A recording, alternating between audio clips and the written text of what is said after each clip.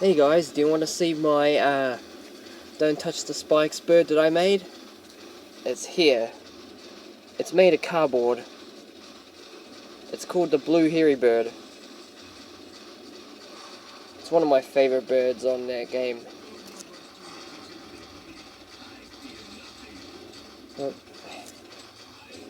I made this like a month ago.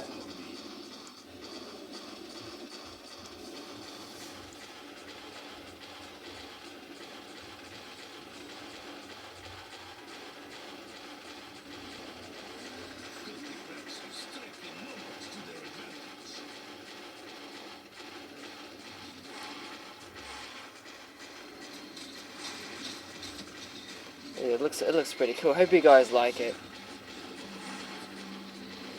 I'm wanting to make some more of these soon. Let you guys know.